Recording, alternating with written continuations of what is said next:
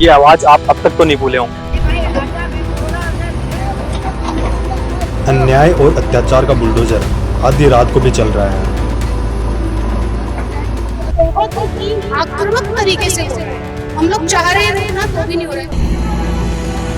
हम युवा है और अपने भविष्य के बारे में सोचते हैं। अरे इतनी तो शर्म करो कि खेजड़ी के पेड़ों को ही काटते जा रहे हो। जैसे हम लोग वहाँ जाते हैं तो हम लोग उठा के बाहर फेंक दिया जाता है, पुलिस की कार्रवाई हो रही है। What happened in Hyderabad is now happening in Jaipur. Rajasthan's government is cutting down a forest to build a shopping mall. अब जयपुर में डोल का बाढ़ काटा जा रहा है। अरे भाई राजस्थान, हमें इसके अंदर 1 साल लगे, 2 साल लगे, चाहे 10 साल लगे, हम लोग यहाँ से उठने वाले नहीं हैं। Would you trade 2500 trees for a mall? This forest in Jaipur grew quietly for 30 years, but now it's being cut down. क्या ऐसा विकास जिसमें आगे जाके हम सांस ही नहीं ले पाएंगे? 2,500 पेड़ काट के इतनी सारी नील गायों को, पक्षियों को बेघर करके अगर विकास करे तो मैं आप सबसे पूछती हूँ, क्या ये विकास है? नहीं। क्या ये विकास है? नहीं। क्या ये विकास है? नहीं। एग्जैक्टली। तो हम सबको साथ आना पड़ेगा, जयपुर वासियों को जयपुर के लिए साथ आना पड़ेगा, उन पक्षियों के लिए साथ आना पड़ेगा, उन नील गायों के लिए साथ आना पड़ेगा। क्या आप साथ आएंगे? क्या आप डोल का बाढ़ को बचाएंगे? पेड़ बचाने के लिए और एक बेहतर शहर की उम्मीद करते हैं अपनी सरकार से। हम राजस्थान की राजधानी जयपुर में हैं, जहाँ एक जंगल अपनी अंतिम सांसें ले रहा है, जहाँ इसके पीछे कौन पड़ा है ये अभी तक पता नहीं चला, और ये बताना भी एक तरह से बहुत खतरनाक है कि कौन इसके पीछे पड़ा है।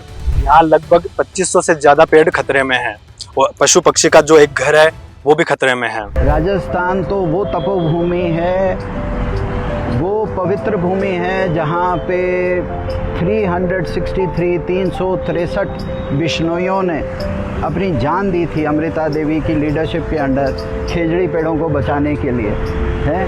और अब आप जो ये जंगल काट रहे हैं जयपुर में मॉल बनाने के लिए, इस रफ्तार से हमारे देश में पेड़ कट रहे हैं, विश्व में दूसरा ऐसा देश है जो इतनी तेजी से पेड़ काट रहा है। अभी इसी साल तेलंगाना की एक यूनिवर्सिटी में जंगल कटने का जबरदस्त विरोध हुआ था, जहां एक फेक इमेज ने पूरे देश को एकजुट कर दिया था।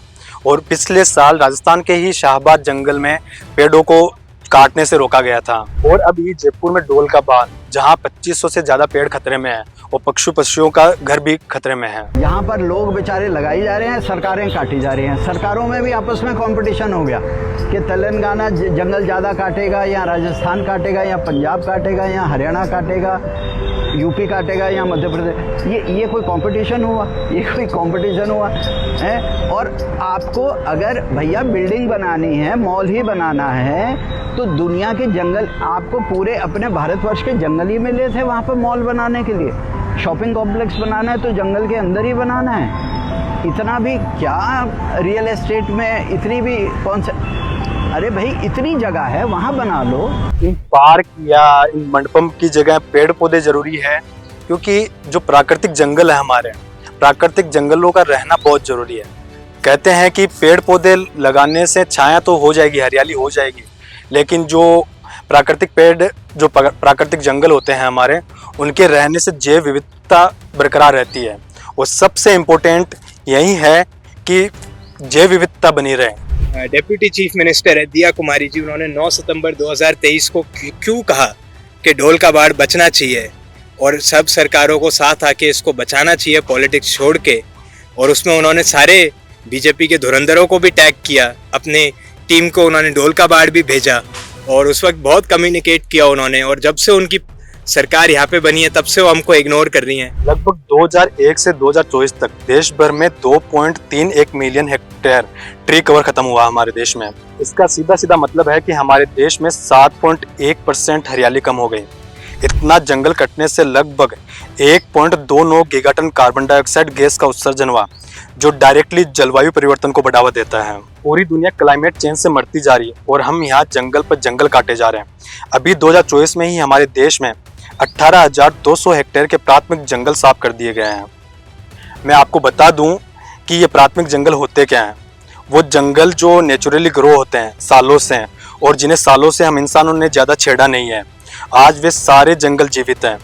और ये जंगल ही जैव विविधता और जलवायु नियंत्रण के लिए बहुत ज़रूरी चीज़ है। हमारे सीएम बोलते हैं हम 11 करोड़ पेड़ लगाएंगे, लगाइए, हमारा पूरा सपोर्ट है। 11 करोड़ क्या 50 करोड़ लगाने चाहिए। उससे पिछले साल आपने कहा 7 करोड़ लगाए, लगाओ, पर उसमें से कितने जिंदा रहेंगे ये भी बताओ, कहाँ लगाएंगे ये भी बताओ, और हम उसमें कैसे हेल्प कर सकते हैं ये भी बताओ। या फिर इनको के पास 40 और एरियाज हैं जिनमें से 70% जो है खाली पड़े हैं। हम लोगों ने उसमें भी लोकेशन दी उनको, क्या वहाँ बना लो, वहाँ पेड़ नहीं है, बट उन्हें यहीं पे बनाना है, इन्हीं पेड़ों को काट कर बनाना है। एक्चुअली गवर्नमेंट ने इसे ईगो पे ले लिया है। किस तरह से? ईगो पे ले लिया है कि अब तो हम यहीं बनाएंगे और यहीं बनकर रहेगा। जनता की हम नहीं सुनेंगे एक तरह से। जनता की तो कोई सी भी गवर्नमेंट हो कभी सुनी गई नहीं है। जब जनता आक्रामक हो जाती है तभी सुना जाता है बस। हमें लगता है कि हम नए पेड़ पौधे लगाकर हरियाली बढ़ा लें, तो ये हमारी सबसे बड़ी गलतफहमी है, क्योंकि नए पेड़ पौधों से जैव विविधता बरकरार नहीं रहती और प्राकृतिक जंगलों से जैव विविधता जो बरकरार रहती है ये सबसे इम्पोर्टेंट है। जब जैव विविधता नहीं बरकरार रहेगी तो पेड़ पौधे लगाने का कोई फायदा नहीं। राजस्थान की सरकार जो बाकी स्टेट्स की और दुनिया की जो राजस्थान को लेकर जो सोच बनी हुई है कि यहाँ रेगिस्तान है, यहाँ सूखा है, यहाँ पानी नहीं है, प्लीज उसको चरितार्थ मत कीजिए। यहाँ पे पेड़ पौधों को जीने दीजिए, यहाँ बारिश होने दीजिए, क्योंकि यहाँ भी पशु पक्षी हैं, इंसान हैं, पेड़ पौधे हैं, हवा है, पूरा इकोसिस्टम है। Please save Dholkabad, please save the nature. जब हम इस आंदोलन को कवर कर रहे थे तो एक चीज बहुत अच्छे से नोटिस की कि युवा पीढ़ी और बड़े बुजुर्ग सब मिलकर जनता होने का अपना फर्ज निभा रहे हैं। लेकिन क्या सरकारें अपना फर्ज निभा रही है? क्या सरकारों को नजर नहीं आता है कि विकास जरूरी है, लेकिन पेड़ पौधे उससे भी ज्यादा जरूरी है?